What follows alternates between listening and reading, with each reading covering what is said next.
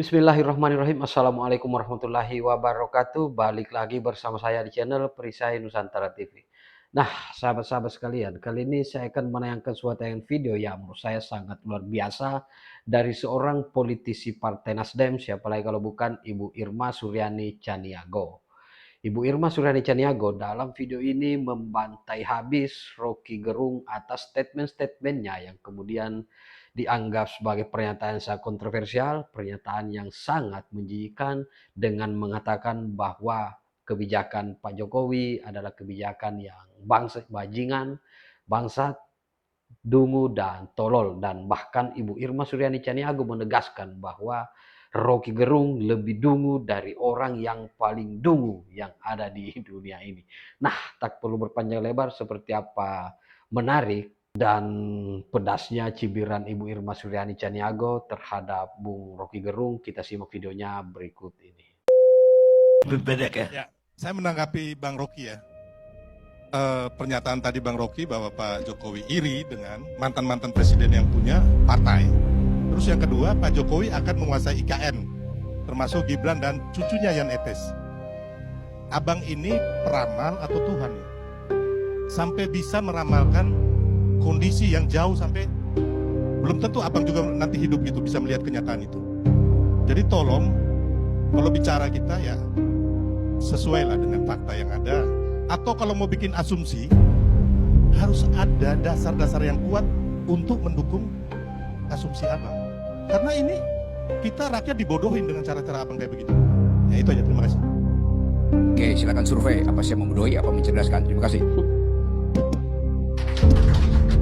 Jadi gini Bang Rocky, kalau umpama survei, ya otomatis kami ini pemenang. Jadi yang Bang Rocky ini gak laku dijual sebenarnya. Karena bukan pemenang Bang Rocky. Kami ini tim pemenang. Saya wakil ketua TKN gitu loh. Ya. Jadi kita nggak usah bicara, kita lihat hasil aja. Ya udah, bikin aja survei besok pagi. Kan gampang.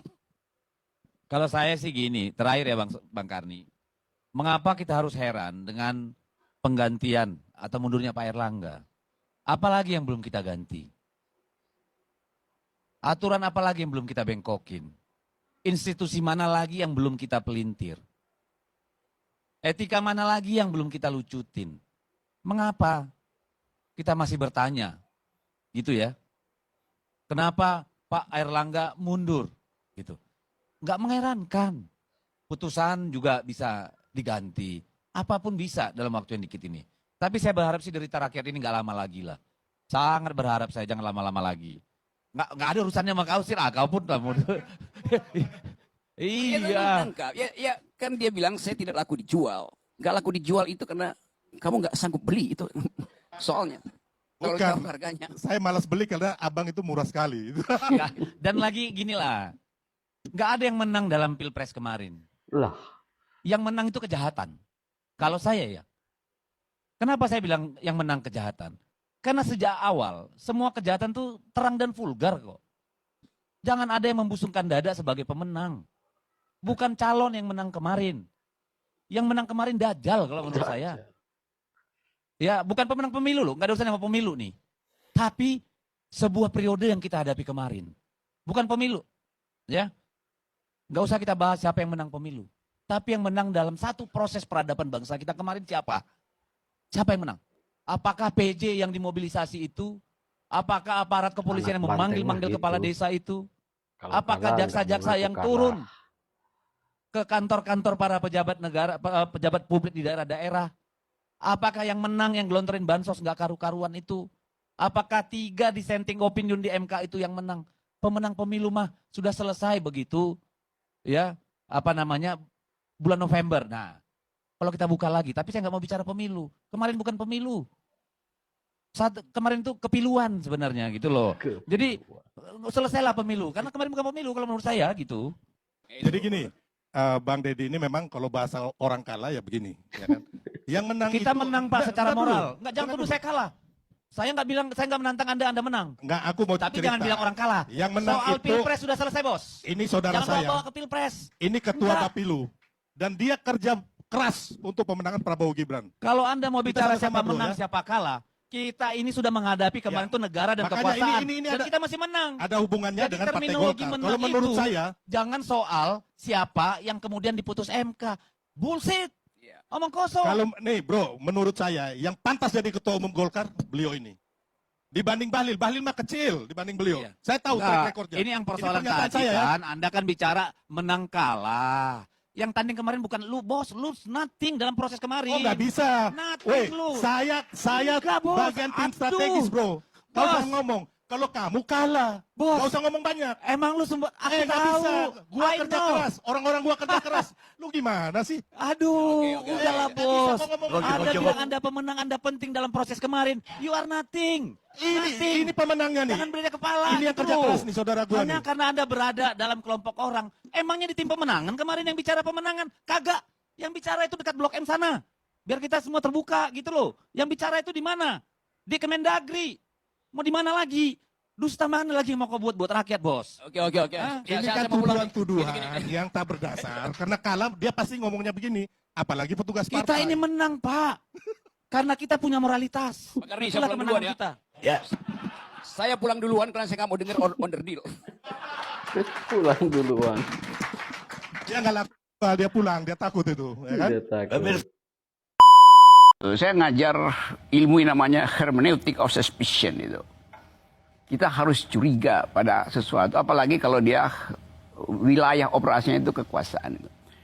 Kan kalau dari awal kita ya disebut Bahlil, Muhaimin segala macam. Kok tiba-tiba ada pengetahuan itu bahwa kalau perpanjang nanti kita ikut dapat rezeki itu. Mungkin itu awalnya tuh, lalu disodorkan pada Presiden Jokowi. Presiden juga diam-diam, ya boleh juga ya. Power tends to corrupt. Jadi lain kalau dari awal Pak Jokowi kasih hukuman pada mereka. Ini di menit-menit terakhir baru Pak Jokowi bilang oke, saya kasih kartu kuning. Kalau itu udah di depan gol tuh masih tinggal nendang itu. Ngapain dihalangi itu kan? Jadi kalau dibilang bahwa ya hak orang bicara boleh, tapi kenapa hak orang bicara untuk menurunkan presiden nggak boleh? Sama-sama konstitusional tuh. Kan bicara doang itu kan. Tapi kan Anda semua kan larang tuh, jangan dong diturunkan sebelum masa jabatan. Loh kenapa? Cuma wacana juga. Nggak ada yang larang nih, manusia satu nih salah. Yuk. Demokrasi mengatakan bahwa orang boleh melakukan demonstrasi. Nggak ada yang larang. Saya suka- Demonstrasi boleh, itu sah secara hukum. Nggak ada yang larang. Kalau dia bilang dilarang, nggak akan ada demonstrasi kemarin. Ini pola pikir dungu yang seperti ini yang saya bilang. Jangan memprovokasi lagi. Situasi hari ini nggak usah diprovokasi lagi. Kita fokus, Rosi, pada demo. Mungkin konteksnya Bung Saya mau Rocky terangkan Nggak waktu itu bisa. Lu jangan begitu pola berpikirnya. Lu waktu itu soal makin provokasi namanya. waktu apa Terangkan ya, menurunkan pelan-pelan ya. presiden itu sempat dilarang dan wah ini mau kudeta gitu kan, itu maksudnya sempat ada Karena itu, larangan kalau dan dianggap politisi sebagai ini- makar. Saya sepakat, Rosi. Saya sepakat kalau masih ada orang yang berkeinginan untuk memperpanjang. Saya sepakat. Kami di Nasdem sepakat bahwa itu masih mentah. Masih bisa diutak-utik lagi, masih bisa diangkat-angkat lagi nih sama teman-teman ini untuk memperpanjang. Tapi Nasdem tetap satu suara kok. Kita tolak. Oke, Bung Rocky tadi apa yang Ini belum ya, dijelaskan? saya terangkan sangat pelan-pelan konsepnya itu. Memperpanjang dan memperpendek konstitusional, dimungkinkan. Tuh syarat-syaratnya ada dalam konstitusi. Itu. Oke, nggak usah diucapin di sini. Mereka yang menghalangi orang untuk memperpendek kekuasaan itu membuli. Nggak ada buktinya. Minta tolong Metro TV untuk cari filenya. Bahkan sampai saat terakhir tuh siapa yang bilang itu mahasiswa kok bego banget sih. Ngapain sih mesti memperpendek kekuasaan? Pak Jokowi berhasil kok. Itu politisi juga bilang begitu. Itu pentingnya saudara Irma itu baca teks yang ada beredar di masyarakat. Bukan dengan asumsi bahwa ya memang boleh aja. Tetapi faktanya golongan Ade Armando, saya sebut golongan ya, bukan Ade Armando nih. Ade Armando itu ada teks sosial tuh. Itu diwacanakan di situ bahwa mahasiswa ini dungu, goblok. Kan presiden udah sebutin bahwa nanti harga-harga turun. Minyak goreng turun segala macam. Tapi mereka berpikir bahwa ini mahasiswa ini mau bikin makar itu. Kan itu otaknya kan. Jadi hal yang bilang real. itu Ade Armando bilang itu otaknya mahasiswa bodoh, bego segala macam siapa? Cari aja di Itu sosial kan media. Anda yang bicara. Cari aja sosial media. Anda itu provokator. Cari Anda aja di nggak ada sosial bedanya sebenarnya kalau saya mau bicara jujur. Kalau orang yang sebelah mengatakan Ade Armando itu adalah buzzer, Anda juga buzzer sebenarnya. Nggak ada Cari aja di bedanya Anda sosial- dengan ini, itu nggak ada Bu Irma bedanya. ya. Jadi Teks menurut saya hari ini Oke. kita selesaikan secara baik. Jangan diprovokasi lagi. Ini Indonesia udah rusak demokrasinya. Bentar. Jadi faktanya ada di sosial media, cari dulu baru Anda bilang itu Sosial buzzer. media itu nggak bisa jadi ukuran juga seluruhnya. Lah, kalau begitu Ada apa yang sosial jadi media ukuran? yang abal-abal, ada yang kredibel. Karena Saya otak- ingin sampaikan kepada Anda. Apa? Anda bicara, Anda beroposisi karena kedunguan. Memangnya Anda pikir Anda lebih pintar dari Jokowi? Jauh lebih dungu dari Jokowi. Anda lebih dungu dari orang yang paling dungu di Indonesia. Saya mau tanya, Pak Rocky Gerung ini pernah nggak jadi dekan? Ya, saya mau tanya, disiplin ilmunya apa sih sebenarnya gitu? Oh kayaknya semua bisa dia komentari seenak-enak udelnya ngomong di ALC ini dari saya pertama kali nonton, tapi nggak ada satupun yang menurut saya beliau ini lakukan secara fair. Karena dia menyerang pemerintah terus. Jokowi itu nggak ada baiknya di mata Pak Rocky Gerung ini. Dan menurut saya itu nggak fair sebagai akademisi. Sebagai orang yang bisa dimintai pendapat oleh ILC agar publik tahu bahwa pendapat seorang akademisi itu seperti ini loh, ya, memberikan solusi bukan memprovokasi. Anda sebagai pengamat harusnya ya berdiri di tengah. Nggak pas Anda berkomentar seperti itu. Nggak pas Anda mewakili ILC untuk bisa ditonton oleh seluruh rakyat Indonesia, membangun Indonesia lebih baik. Karena yang Anda lakukan adalah provokasi. Ini adalah pemilu paling dungu. Terima kasih. Demokrasi itu bukan berarti bisa bicara sebebas-bebasnya.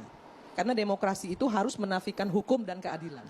Nggak ada demokrasi tidak ada hukum. Nggak ada demokrasi tanpa keadilan. Justru karena demokrasi itu kita butuh hukum dan keadilan. Itu yang pertama. Oleh karena itu, maka nggak boleh juga orang seenak-enak udelnya ngomong misalnya goblok, dungu, bajingan, segala macam, itu nggak boleh. Apalagi seorang akademisi misalnya. Apalagi seorang tokoh masyarakat. Yang dimaksud siapa, Ibu Irma? Sepertinya nggak ada, Bu. Saya nggak ingin bicara siapa yang dimaksud. Kita juga nggak ingat lagi, Bu, Rakyat itu. pasti sudah tahu. Oke. Rakyat pasti sudah tahu. Saya ingin mengkritisi ini. Karena apa? Karena mengkritisi itu nggak perlu harus dengan caci maki. Bisa seperti yang disampaikan Dedi tadi, saya setuju sekali tadi soal misalnya tentang bagaimana menjadi oposisi. Tadi Dedi menjabarkan dengan sangat baik menurut saya. Dan itu diskursus yang harus tersampaikan ke publik. Itu yang harus kita ajarkan kepada adik-adik kita hari ini di sini. Kita harus akui, itu diskursus yang bagus. Yang pertama, orang ini mengaku akademisi. Kemudian juga mengaku sebagai profesor. Dan seneng banget disebut profesor. Padahal dia bukan profesor. Cuman S1 doang. Kemudian yang ketiga, dia juga mengaku sebagai dosen. Adik-adik semua kan mahasiswa ya. Jadi saya pikir kalau kalimat yang dilontarkan oleh seorang pendidik ya yang mengaku ngajar di banyak universitas, nggak pantas ngomong seperti itu. Karena itu mengajarkan kebodohan politik. Bukan memberikan diskursus politik kepada mahasiswanya yang baik, justru malah membuat mahasiswa Indonesia kalau ditangani oleh orang satu ini akan menjadi brutal. Yang kedua, tapi saya nggak heran saya kalau itu bisa keluar dari mulut seorang Rocky Gerung, saya nggak heran. Kenapa saya nggak heran? Bayangkan.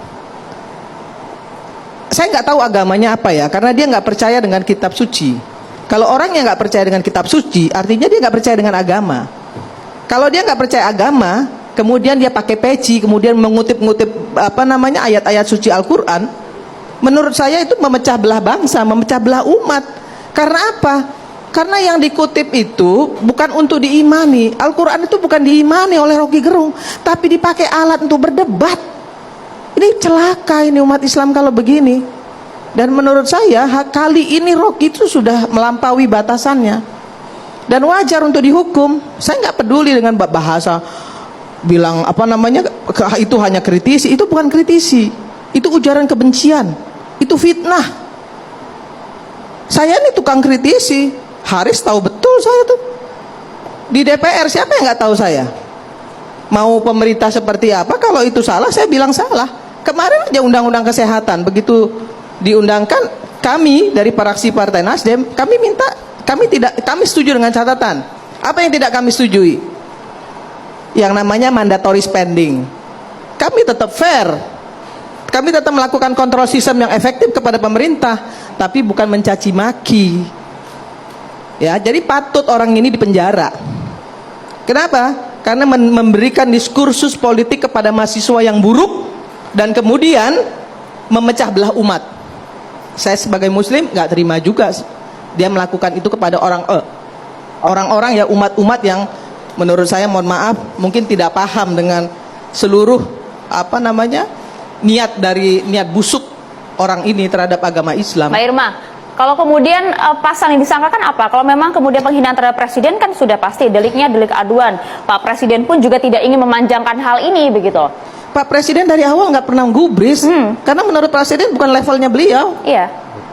Tapi kan udah kelewatan ini. Ini memecah belah umat.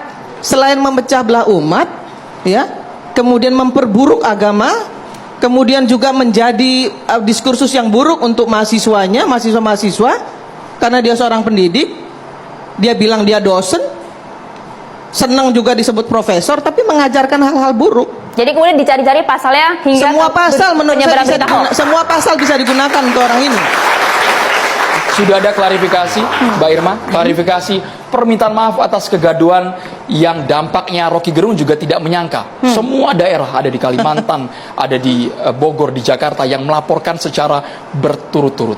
Permintaan maaf dan klarifikasi apakah kok enak diterima? Betul ya, setiap melakukan kesalahan terus kemudian minta maaf, cukup dengan maaf. Kemudian akibat yang ditimbulkan seperti apa? Kita ini di tahun politik nggak pantas dia melakukan itu. Ya harusnya dalam kontestasi politik kita hari ini, yang harusnya kita sambut dengan riang gembira. Soal siapapun presiden nanti yang terpilih, ya kita dukung sama-sama dong. Kita harus fair, berikan diskursus yang baik itu kepada publik. Permintaan maaf tidak cukup ya, Mbak Irma? Iya, bukan malah selalu nggak fair juga ketika misalnya dia bilang bahwa dia melakukan kritisi. Kritisi seperti apa? Kritisi dungu, tolol, bajingan, itu yang diomongin.